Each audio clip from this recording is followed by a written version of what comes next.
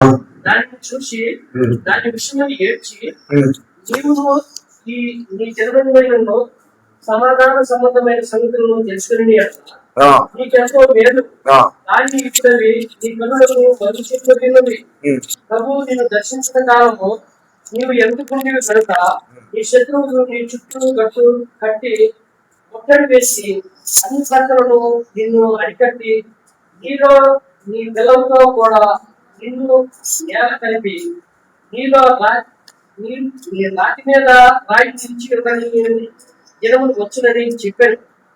ఆయన ప్రవేశించి అందులో విక్రయము చేయవారితో నా మందిరము ప్రార్థనా మందిరము అని ఉన్నది. అయితే మీరు దానిని తొందరని చెప్పి వారిని వేటపడుతున్న ఆరంభించారు. ప్రార్థన చేసుకున్నాం. చిన్న ప్రార్థన తలవంచండి. పరలోక నిత్య నివాసి అయినటువంటి తండ్రి, మమ్మల్ని ఎంతగా ప్రేమించారో ఇంకా అవగాహన చేసుకోలేని వారంగా ఉన్నాం తండ్రి. మేము అర్థం చేసుకోవడానికి, నీ వాక్యాన్ని అర్థం చేసుకోవడానికి, మీరు మమ్మల్ని ప్రేమించి మీరు మాకు అనుగ్రహం చేసే ఆ యొక్క గొప్ప సహాయాన్ని మేము పొందుకోవడానికి సహాయం చేయండి దేవా. ఈ దినము మా ప్రయాణాల్లో మీరు తోడై ఉన్నారు ప్రభా. మా గ్రామానికి ప్రభా కొంత భాగమే ఆయన కొంచెం 10వ భాగం వరకు తిరిగి ఉంటాం ప్రభా. ఊరంతా తిరగాలి. అట్టి మనస్సు మేమందరం కలిగి ఉండటానికి సహాయం చేయండి. నాతో మాట్లాడి మీరే మహిమకంతా పొందుతున్నాను ప్రభా. మీ వాక్యం ద్వారా మేమందరం మేల్కొంటానికి సహాయం చేయండి. ప్రవేశనామం నడుపుకుని ప్రార్థన చేస్తున్నాను. ఇక్కడ ఆయన పట్టణమునకు సమీపించినప్పుడు దానిని చూచి దాని విషయమై ఏడ్చి, ఇక్కడ ఏడ్చి అనే సందర్భము కనబడుతుంది. యేసు ప్రభువు ఆ పట్టణంలోనికి ప్రవేశించి, ఇక గాడిద గురించి మనం అన్ని తెలుసుకున్నాం కదా. కట్టబడిన గాడిద ఒకటి రావడం ఎన్ని తెలుసు. పట్టణమును చూచి ఏడ్చి అని వ్రాయబడి ఉంది. నీవు ఈ దినమందైనను సమాధాన సంబంధమైన సంగతులను తెలుసుకున్న పట్టణము అనే మాట తీసేసి ఈ పేరు పెట్టుకోండి. ఈ పేరు పెట్టుకోండి అందరూ. ఈ పేరు పెట్టుకొని చదువుకోండి. ఆయన పట్టణమునకు సమీపించినప్పుడు దానిని చూచి, అంటే వాణిని చూచి, పట్టణము అనే పేరు తీసివేసి నా పేరు పెట్టుకోండి. ఎవరికి వాళ్ళు నా పేరు పెట్టు. వారిని చూచి వాని విషయమై ఏడ్చి. ఏడుపు ఎప్పుడు వస్తుందండి? ఏడుపు ఎప్పుడు దాని ఏడుపు ఎప్పుడు వస్తుంది చెప్పండి. శ్రమ చనిపోయినప్పుడు ఎప్పుడు ఏడవ వాళ్ళు కూడా ఏడుస్తారు. శత్రువులు కూడా ఏమవుతారంటే ఏడుస్తారు. ప్రభు ఆ పట్టణాన్ని చూచి, అంటే ఆ దినాల్లో పట్టణాన్ని చూచి, ఈ దినాల్లో మనల్ని చూచి ఏడ్చుట అనగా ఎందుకు ఏడుపు వస్తుంది చెప్పండి. ఏ విషయంలో చచ్చిపోయి ఉన్నాం? చేత అపరాధం మీరు అపరాధముల చేత పాపముల చేత చచ్చిన వారై ఉండగా, అంటే మనం చూసి జీవము కలిగినటువంటి వారముగా ఉండవలసిన మనం చచ్చిన వారముగా కనబడుతున్నాం. అంటే చచ్చిన వారికి మన వైపు తీసుకెళ్ళి ఏం చేస్తామంటే భూస్థాపన చేస్తాం. కానీ దేవుడు చచ్చిన వారికి బ్రతికిస్తాడు. ఎందుకంటే ఆయనలో జీవం. ఆయన ఏడవడానికి కారణం అంటే ఎంత ప్రేమించాడో చూడండి ఆ పట్టణాన్ని. ఆ పట్టణము వాడు ఆయన్ని చంపడానికి ఇష్టపడుతున్నాడు. మనము మనము చూసి ఆయన ఏడుస్తున్నాడు, మనము ఆయన్ని నిరాకరిస్తున్నాం. మనం ఆయన ఏం చేస్తున్నాం? తృణీకరిస్తున్నాం, నిరాకరిస్తున్నాం, వెట్టి వేస్తున్నాం, దూరం అయిపోతున్నాం. ఏం చెప్తున్నా అంటే, నేను ఈ నీ జనమంతా, ఇది నీ జనము, నేను ఈ నీ జనమంతైనను సమాధాన సంబంధమైన సంగతులు అంటే అసమాధానంతో నింపబడి చచ్చిన వారిగా ఉన్నారు. మీ అసమాధానాన్ని తీసివేసి సమాధానము మీకు ఇవ్వడానికి నేను వచ్చాను.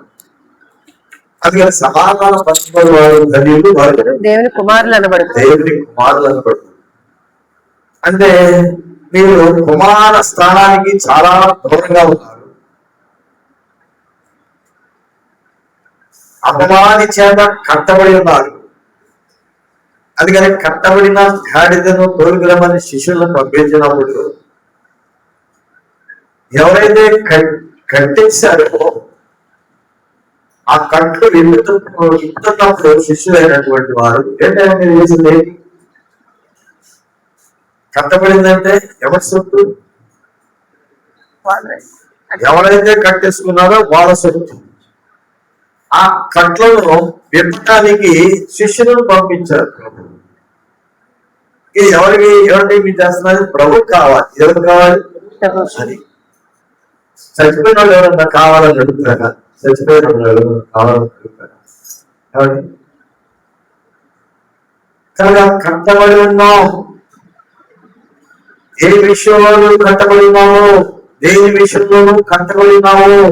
ఆ కట్లను తెరచడానికి ప్రభువులో కలిగి వచ్చి శిష్యులను ఏర్పాటు చేసుకున్నారు. ఆ దేవుని యొక్క వాక్యము మనకి వినపడుతున్నప్పుడు మనం ఏ విషయంలో కట్టబడి ఉన్నామో ఆ స్థితి నీకు అర్థము కానట్లయితే నువ్వు ఇంకా కట్టబడిన వ్యక్తిగానే ఉంటావు. నేనే కట్టబడలేదండి కాదు. నీ అంతరాత్మకి తెలుసు, నీ అంతరాత్మకి తెలుసు, నీ హృదయానికి తెలుసు, నీ మనస్సాక్షి నీకు సాక్ష్యం ఇస్తుంది. కనుక ఆ విషయంలో కట్టబడి ఉన్నవి. ఈ కట్లు తెలుసుకోవడానికి ఇది ఒక మంచి సమయం. ఇది మంచి సమయం. ఈ కట్లను నీవు తెలుసుకోగలిగినట్లయితే నీకు ఆనందం. కనుక అక్కడ తోలికొని వచ్చినప్పుడు ప్రభు ఆ గాడిద మీద కూర్చున్నాడు. గాడి మీద వస్త్రాలు వేశారు. గాడి మీద కూర్చున్నప్పుడు ఏమొచ్చింది? గాడిదకి గాడిద. నువ్వు గాడిదవేనా? కట్టబడిన గాడిదవా? పట్టు వేపబడిన గాడిదవా? కట్టబడి కట్లు విప్పితే ప్రభుత్వంలోకి వస్తున్నాడు. అంతే కదా అర్థం. ఆ కట్లు విప్పబడినప్పుడు నీలోనికి ప్రభు ప్రవేశించినప్పుడు ఆ వ్యక్తికి ఏమొచ్చింది? కింద నడిచిందండి. కింద నడిచిందా? గాడిద కింద నడిచిందా? ఎక్కడ నడిచింది? వస్త్రాల మీద. పట్ల గాడిదకి పట్టలేదని వేస్తారా? మనుషులు కూడా కదా. అవునా? గాడిద ఎందుకని? గాడిద మీద కూర్చున్నటువంటి ప్రభు తండ్రి యేసుక్రీస్తు ప్రభు వారు ఆ గాడి మీద కూర్చున్న దాని బట్టి గాడికి వచ్చి గాడిద అంటే మనం ఏమనుకుంటామంటే అన్నిటికంటే హీనమైనటువంటి దాన్ని ఆ పేరు పెట్టి కూడా చాలా మందిని సంబోధిస్తా ఉంటారు. అలాంటి స్థితికి ఏమొచ్చింది? ఘనత వచ్చింది. ఇప్పుడైతే ప్రభు మన మధ్య ఉన్నాడు. మనం వెళ్ళి ఆ రౌండ్స్ తిరిగి వచ్చే అంతసేపు మనతో ఉన్నాడు ప్రభు. కనుక మన మధ్య ఉన్నాడు, మనతో ఉన్నాడు, మన ముందు ఉన్నాడు, మనం నడిపించాడు. కనుక మనకేమొచ్చింది చెప్పండి? ఘనత. అవమానమా? ఘనత. ఘనతే. చాలా మంది చూస్తున్నారు, చూసారా లేదు? చాలా మంది చూశారు. కానీ ఆ ఘనత మనం దేవుని మహిమపరిచాం కనుక ఆ ఘనత ఎవరికి వచ్చింది? ఆ గాడికి వచ్చింది. ఆ గాడిద నేనే. ఆ గాడిద ఇప్పుడు మంచిదా కాదా? ఏమండి, మంచిదా కాదు? ఎంత మంచిది. అబ్బా నేదో గాడిద అయితే బాగుంది, కట్టబడిన గాడిద అయితే, ఆ కట్టు గాడిద అయితే నాకెంత వేరు. అందుకని ఈ నీ గెలవైనను సమాధాన సంబంధమైన సంగతులను నీకు గ్రహించినట్లయితే నీకెంతో దేవుడు నీకు దేవుడు గెలవైనదే. దేవుని దగ్గర నుంచి మనం పెట్టుకుంటాం. కానీ హానికరమైనది, నష్టకరమైనది, బాధకరమైనది నీకు రాదు దేవుడి గురించి. అయితే నీవు ఈ దినమందైనను సమాధాన సంబంధమైన సంగతులు తెలుసుకున్నట్లయితే నీకెంత మేలు. కానీ ఇప్పుడు అవి మరుగు చేయబడి ఉన్నవి, కన్నులకు మరుగు చేయబడి ఉన్నవి. మన కన్నులు ఏమైపోయినవి? చూచుచున్నామన్న పేరు మాత్రం ఉన్నవి, కానీ అవి గుడ్డివారు. చూచుచున్నామన్న పేరు ఉన్నవి, కానీ గుడ్డివారు. అంటే ఏం చూడలేకపోతున్నాం? లోకాన్ని చూస్తున్నాం, కానీ లోకానికి మించిన అధిగమించినటువంటి దైవత్వానికి సంబంధించిన చూడగలిగే కన్నులు లేవు. అయితే నీకు మరుగు చేయబడి ఉన్నాయి, నీకు మరుగు చేయబడి ఉన్నాయి. అందుకని ప్రభా నా కన్ను తెలుగునాయన. ఆ గుడివారు కన్నులు తెరవమని వేడుకున్నప్పుడు ప్రభు తెరిచి ఆ కన్నులు తెరిచాడు. కన్నులు తెరవబడిన తర్వాత ఆయన వెంబడించినట్లుగా దేవుని వాక్యం ఉంది. అయితే ఇక్కడ మనము ఎరగకుంటే కనుక ఇక్కడ చూడండి, తర్వాత 43వ వచనంలో దర్శించిన కాలమున నీకు ఎరగకుంటివి, నీ కన్నులు మరుగు చేయబడినవి, నీకు ఎరగకుంటివి. ప్రతి వారిని దేవుడు ఎవరిని విడిచిపెట్టాడు. ఎంత స్థితిలో ఉన్నటువంటి, చాలా కష్టంగా ఉన్నటువంటి ప్రాంతాల్లో కూడా సత్య సువార్త ప్రకటించడానికి దేవుడు పంపిస్తాడు. ఎవరో పంపిస్తాడు, దానికి సరిగ్గా వారిని ఆ స్థలానికి పంపిస్తాడు. అప్పుడే వాడు ఆ మాట విన్నట్లయితే దేవుడు పంపుతాడు. యెషయా గ్రంథాన్ని చదువుకుంటున్నాడు, కానీ అర్థం కావట్లేదు. ఇథియోపియా నుంచి యెరూషలేముకి వెళ్తున్నాడు, వస్తున్నాడు, రథాల్లో పోతున్నాడు, వస్తున్నాడు. ఆ దినాల్లో రథం అంటే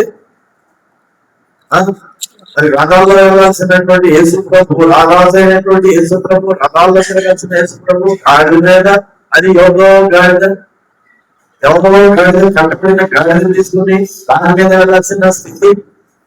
సువార్త ప్రకటించడానికి అక్కడ రథంలో వెళ్తున్నటువంటి ధనాధికారిని దర్శించడానికి దేవుడు విడిచిపెట్టాడా? తన దాసుని పంపించాడు, ఆ స్థలానికి పంపిస్తూ వార్త అందింపజేశాడు. మనం ఇప్పుడు నిన్ను దర్శించిన కాలము నీవు ఎరుగుకుంటివి కనుక, ఎరుగుకుంటివి అంటే తెలీదా? నాకు అర్థం కాలేదండి. చెవిడితనమా గుడితనమా? కానీ చెవిడితనాన్ని తీసేసే దేవుడు, గుడితనాన్ని తీసేసే దేవుడు. కనుక నీవు దర్శించిన కాలమున నీవు ఎరగకుంటివి. కనుక నీ శత్రువులు నిన్ను చుట్టుగట్టు కట్టి ముట్టడి వేసి ఏం చేస్తున్నాడు? ఎరగకపోతే ఏమవుతుంది? శత్రువులు ఎవరు నీకు? నీ శత్రువులు ఎవరు? లోకమే నీకు శత్రువు. లోకం వలన శరీరాశ, నేత్రాశ, జీవుడు, దమ్మము దేవుని వల్ల కలిగినవి కాదు. ఇవి నీకు శత్రువు. ఈ శత్రువు ఏం చేసింది? నిన్ను చుట్టూ గట్టు కట్టి, చుట్టూ ఎటు కదలకుండా చేసేసింది. ఇప్పుడు ఏం చేసిందంటే ప్రార్థన కావాల్సిన రాకుండా చేసేసింది. ఏంటి చెప్పండి, పాపం కావాల్సిన చుట్టూ ఏంటి దానికి కారణం? కారణం ఏంటండి?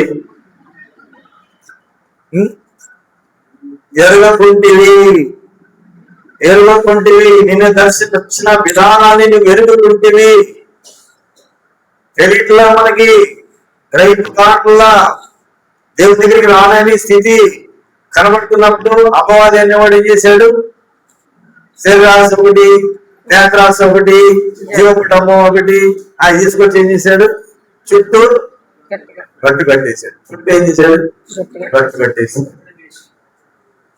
చుట్టూ గట్టు కట్టి మొట్టడి వేసి ఏంటంటే ఎవరిని బట్టి ముట్టడి వేస్తున్నాడండి. శత్రువు ఏం చేస్తున్నాడు? మొట్టడి వేస్తున్నాడు. మొట్టడి కట్టుబడినటువంటి ఆ గాడిని విప్పటానికి ప్రభు మాట చాలు. శత్రువు ఏం చేశాడు? శత్రువు ఏం చేశాడు? చుట్టూ గట్టు కట్టేశాడు. ఏం గట్టిగానండి అంటే ప్రభు విడిపించడానికి మాట చాలు. శత్రువుని బంధించడానికి ఎంత కష్టపడాలి చెప్పండి. అంటే మనుషులైతే మన అయ్యగారు ఒక మాట చెప్పారు, సముద్రము పాయలవ్వాలంటే మాట చాలు. ఏమండి? సముద్రం పాయలవ్వాలంటే మాట చాలు. అదే మనుషులు కట్టాలంటే చాలా ఎన్ని సంవత్సరాలు ఎంత మెటీరియల్ తీసుకొచ్చి వేస్తే ఆ దారి అవుద్ది. చెప్పారు కదా మన అయ్యగారు, మీరు వచ్చారు మొన్న. ఏమండి? కనుక అలానే ఇప్పుడు అపవాది నిన్ను గట్టు కట్టాలంటే అయితే మాట చాలు. అర్థం చేసుకుందాం. నీ కట్లను తెప్పడానికి దేవుడు ఒక మాట చాలు ఆయన శాంతి ద్వారా. అయితే ఆడంత భద్రం చేస్తున్నాడు. ఎంత భద్రం చేస్తున్నాడు? అపవాది అంతా భద్రం చేస్తున్నాడు. నిన్ను చుట్టూ ఏమి వేస్తున్నాడు? ఆకర్షణీయమైన వేస్తున్నాడు. ఏమిటండి? ఆకర్షణీయమైన వేసి ఏం చేస్తున్నాడు? దాంట్లో ఉంచుతున్నాడు. బయటికి రాని ఇట్లా అర్థం అవుతుందా మీకు? అర్థమవుతుందా? దాని మీద ఆశ నీకు లేదనుకోండి, అని నిన్నేం చేస్తాడు? అందుకని దురాశ మనం ఏం చెప్పుకున్నాం? దురాశ గర్భం ధరించిందా, లేకపోతే దురాశ హృదయ గర్భం ధరించిందా? కడుపు గర్భమా, లేకపోతే ఏ గర్భం అండి? అది మనకి ఏ గర్భం? మనం స్త్రీలే కదా గర్భం ధరించేది, పురుషులకి ఏం లేదు అనుకుందామా? ఇప్పుడు ఏం చేశారు? హృదయంలో ఉన్న దురాశ గర్భం ధరించింది, పాపం కంటుంది. మరి అంత బంధించి వేశాడు. చూడండి, నిన్ను అరికట్టి నీలో ఉన్న పిల్లలతో కూడా నిన్ను నేల కలిపి నీ చుట్టూ గట్టు కట్టి ముట్టడి వేసి అన్ని ప్రక్కలలో నిన్ను అరికట్టి నీలో ఉన్న నీ పిల్లలతో కూడా నిన్ను నేల కలిపి ఏం చేస్తున్నాడండి? కాదు, నీ పిల్లలను కూడా ఏం చేస్తున్నాడంట? దేవుడు ఒక మార్పు విడిపించే దేవుడు. ఆయన గొప్ప రక్షణ.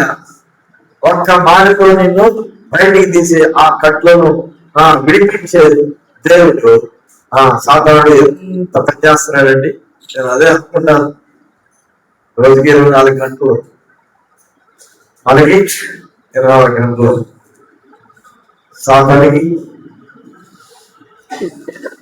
చెప్పండి. 30 గంటలు వాడు ఎక్కువ పనిచేస్తా ఉంటాడు. నేను చెప్పా చాలా సార్లు మందిరంలోకి వచ్చి ప్రార్థన చేసుకున్న దేవుడు మంచి మందిరం ఇచ్చాడయ్యా మనకి. మీకు ఏదైనా ఆపద వచ్చిందంటే హాస్పిటల్కి వెళ్తున్నారండి. ఎప్పుడన్నా హాస్పిటల్ మానేసి మందిరానికి వచ్చి చూడండి. హాస్పిటల్కి వెళ్ళడం కాదు, ఎన్నిసార్లు హాస్పిటల్కి వెళ్తావు? మందిరంలోకి వచ్చి చూడు, ఆయన మాట తీసుకో, ఆయన ఎందు నిరీక్షణ ఉంచు, విశ్వాసం ఉంచు, ఆయన ఎందు భయభక్తులను నిలుపు.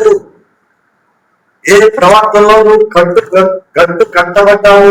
కట్టబడ్డావో దేనికి కట్టబడ్డావో ఆ స్థితి నుంచి బయటికి రాలేని పరిస్థితుల్లో మాట మాత్రం సరిస్తే చాలయ్యా, నా దాసుడు స్వస్థ పొందుతాడు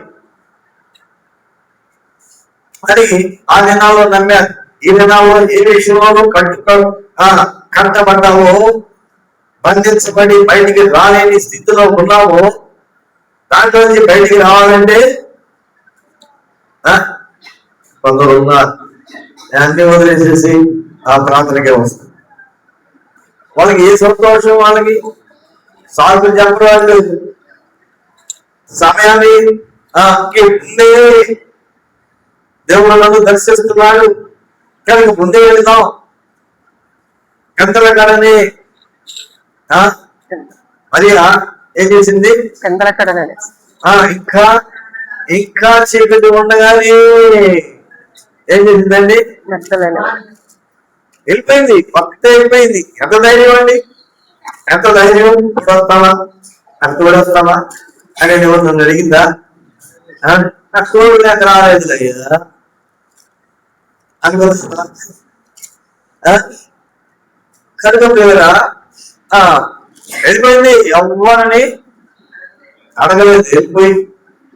అలాగనే దేవుడు మనకు ఒక బంధనాన్ని ఇచ్చాడు. ఏ కట్లతో కట్టబడ్డావో, దేనితో బంధించబడ్డావో ఆ పథకాల నుంచి విడిపించడానికి ఒక మార్గం అనేది వేసే మార్గము.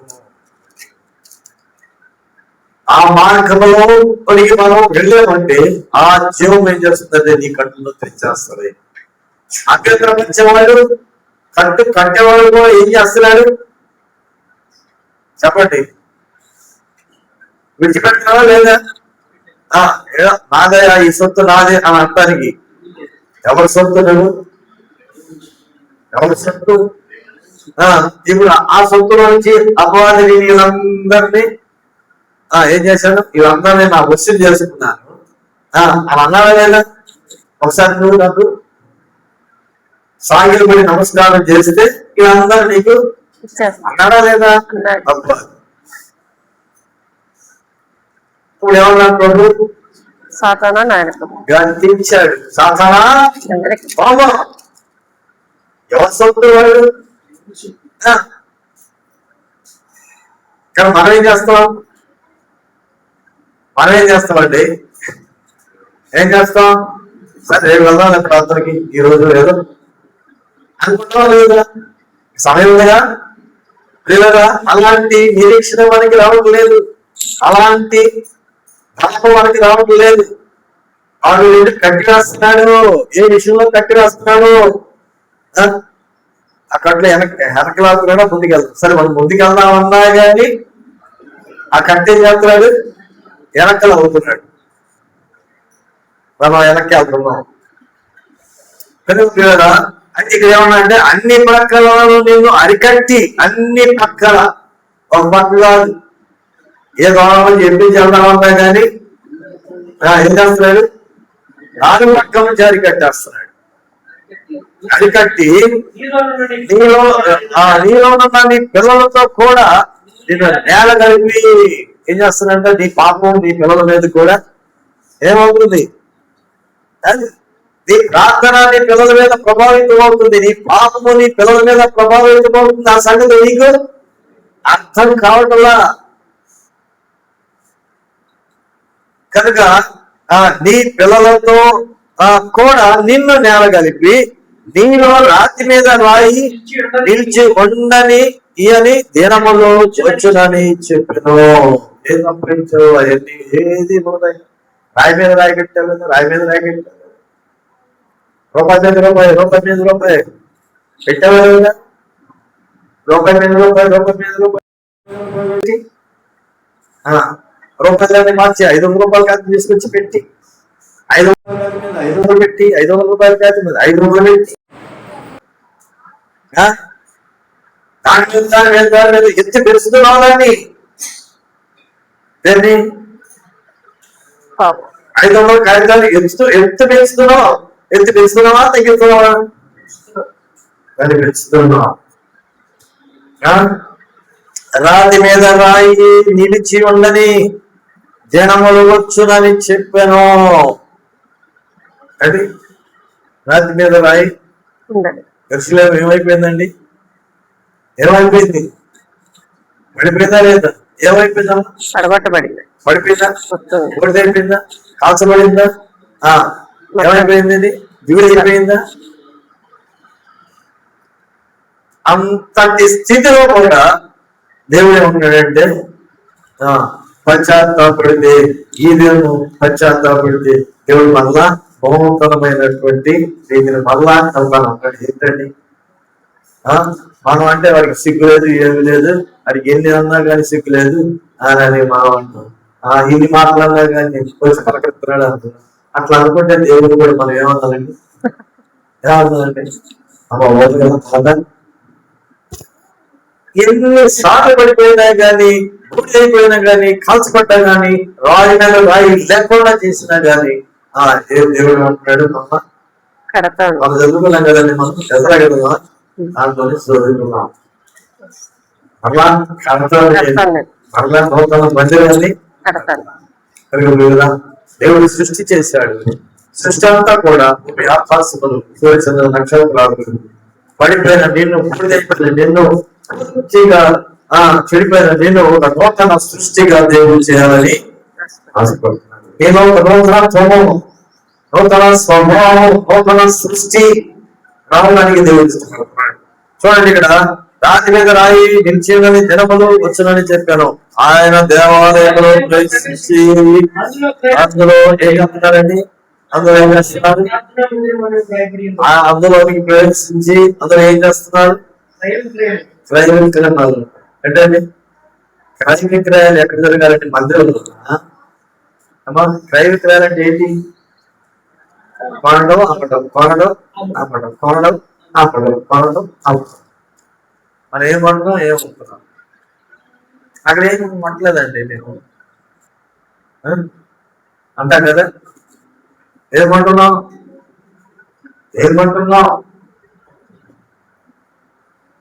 అక్కడ ఏం చేస్తున్నారంటే ఈ కొనేవాళ్ళు, అమ్మేవాళ్ళు ఉంటే క్రయ విక్రయం చేయవారితో నా మందిరము, ప్రార్థనా మందిరము.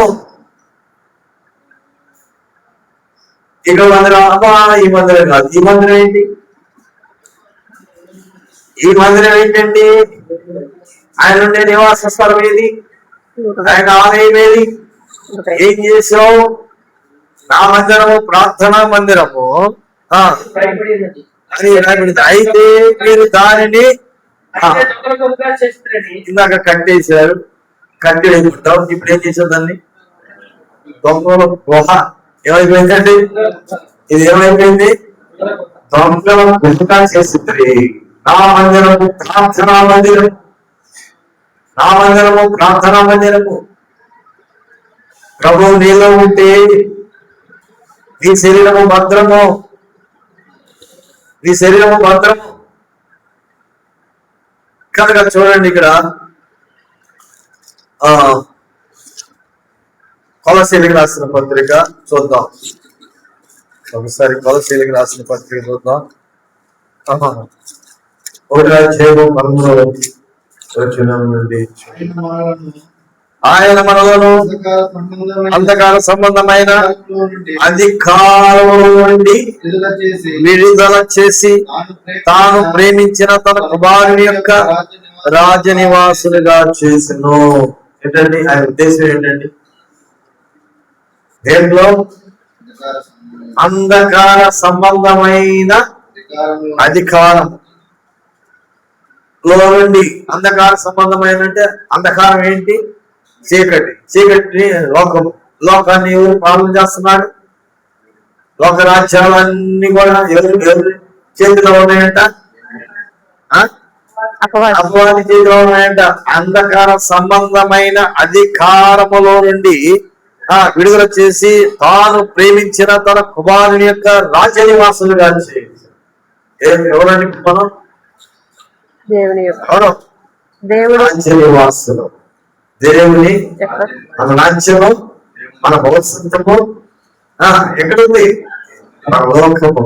కనుక ఇక్కడ ఏమంటున్నారంటే చేశాను ఆ కుమారుని యందు మనకు విమోచనము అనగా పాప క్షమాపణ కలుగుతున్నది.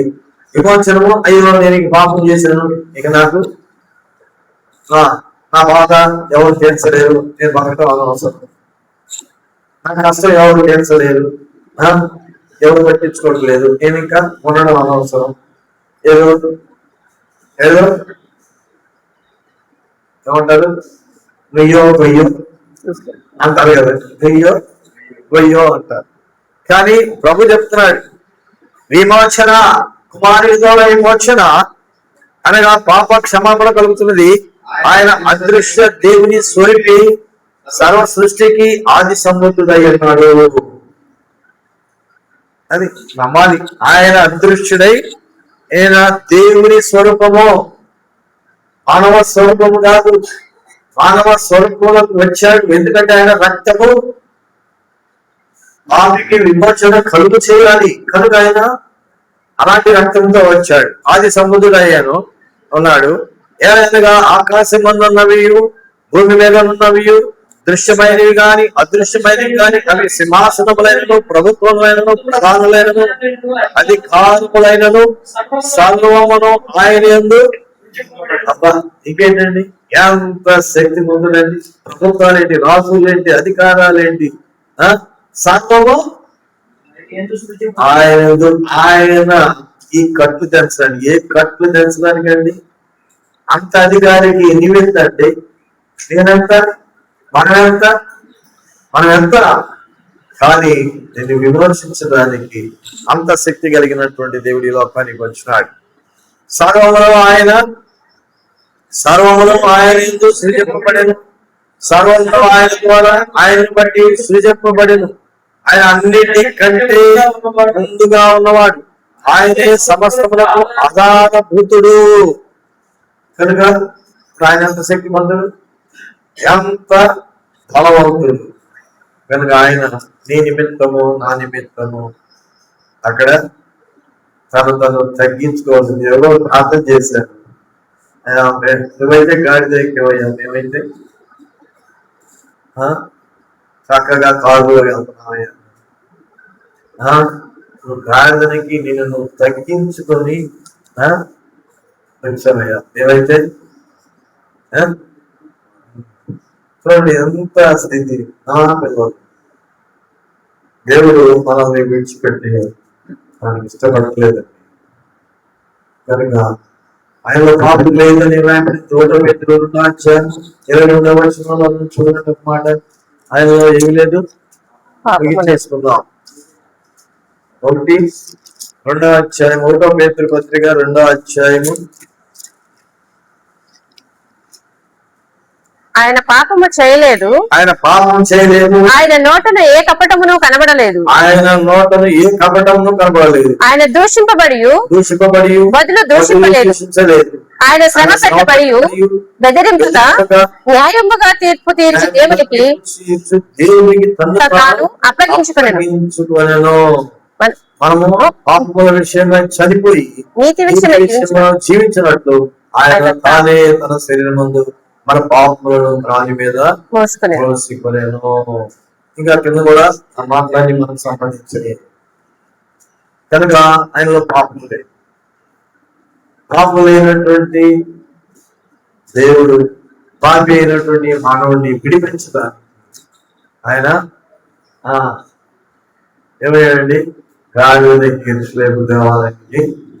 కనుక అక్కడ చంటి పిల్లల వాళ్ళు దేవుని స్తుతిస్తున్నా, చంటి పిల్లలకు దేవుని స్తుతిస్తున్నా. పిల్లల చరిత్రలో కూడా మనం దేవుని చేత బంధించబడ్డాం, దేవుని చేత మనం విడిపించబడవలసిన వారంగా ఉన్నాం. ఆయన ఉద్దేశం మన పట్ల ఏమై ఉన్నది అది మనం గమనిక చేసి ఏం చేయాలి? ఇదే మీరు దానిని దొంగగా చేస్తుందని చెప్పి వారిని వెళ్ళగొట్ట ఆరంభించను. ఆయన ప్రతి దినమున దేవాలయములో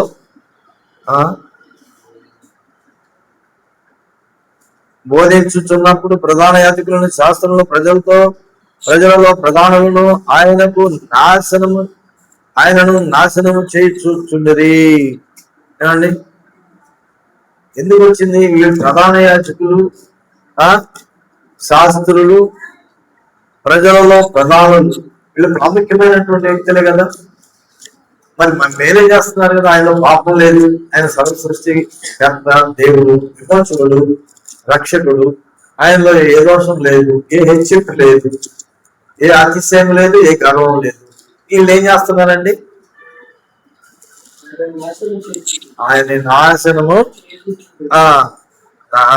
నాశనము చేయి చూపుచుండిరి గాని ప్రజలందరూ ఆయన వాక్యమును వినుటకు ఆయనను హత్తుకొని ఉండేది కనుక ఏమి చేయవలనో వారికి ఉన్నతమైనటువంటి వాళ్ళే ఎలా ఉన్నారండి? ప్రభుని లేకుండా చేయాలని చూస్తున్నారు. కానీ ఆయన ద్వారా మేలు పొందినటువంటి సామాన్య ప్రజలు ఎలా ఉన్నారు? ఆయన్ని వెంబడిస్తున్నారు.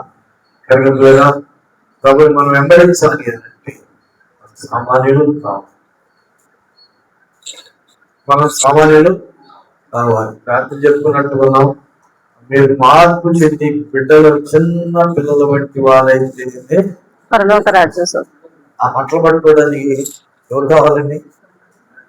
చిన్న పిల్లలు లాంటి మనసు ఉంటేనే బట్టలు పట్టుకుంటారు. లేకపోతే బట్టలు పట్టుకోవాలంటే ఆయన మన కోసం శివుడు పట్టుకున్నాడు. మనం ఆయన మహిళలు బట్టలు పట్టుకోవాలంటే కష్టం. అందుకని మనం ఏం చేయాలి? చిన్న పిల్లలు మారితే నాకు కావాలి రాత్రి చిన్న పిల్లలు 11 గంటల దాకా వాళ్ళు ఏం చేశారు? ఎక్కడెక్కడ పూలు కోసుకొచ్చారు, ఎక్కడన్నా ఎవరన్నా ఇళ్లలో ఎక్కడన్నా కోసుకొచ్చారా? అట్లాంటివి చేయబోతున్నాయన మనం అంటే మేము అడిగే తెచ్చామయ్యా, అక్కడ వెళ్ళి అడిగే తెచ్చామయ్యా అని అన్నారు. ఈతాకులు రోడ్ల మీద ఈతాకులు కోసుకొచ్చారు. నిన్న మధ్యాహ్నం నుంచి ప్రారంభించారండి. పిల్లలకి ఎంత ఆనందం, పిల్లలకి ఎంత ఆనందం, ఎంత సంతోషం.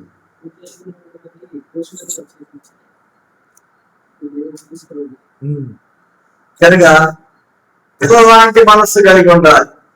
ఏమండి, పిల్లలు వచ్చినట్టుగా పెద్దలు వచ్చారు. ఉన్నారు కొంతమంది ఉన్నారు, పెద్దోళ్ళు కూడా వచ్చి నేను అలసిపోయాను కానీ పిల్లలు అలసిపోవట్లేదు. మళ్ళీ తెల్లారిపాటికి వచ్చేసి మళ్ళా తెల్లారిపాటికి పిల్లలు ముందే వస్తున్నారు. పిల్లల మనస్సు కలిగి ఉంటే బట్టి చేస్తాం అంటే మనస్సును మనం కలిగి ఉందాం. కనుక వేరా మరి చక్కగా దేవుడు మరి ఇంత వాగ్దానం మనకు దేవుడు ఇస్తున్నాడు. కట్టబడిన ఆ స్థితిలో నుంచి మనం విడిపించడానికి దేవుడు సమీపంగా ఉన్నాడు. ఏ విషయంలో కట్టబడతామో ఆ విషయంలో నుంచి బయటికి రావడానికి వచ్చినట్లయితే గొప్ప ప్రార్థన చేసుకున్నాం. ఎవరైనా ప్రార్థన చేయండి. ఎవరైనా ప్రార్థన చేయండి.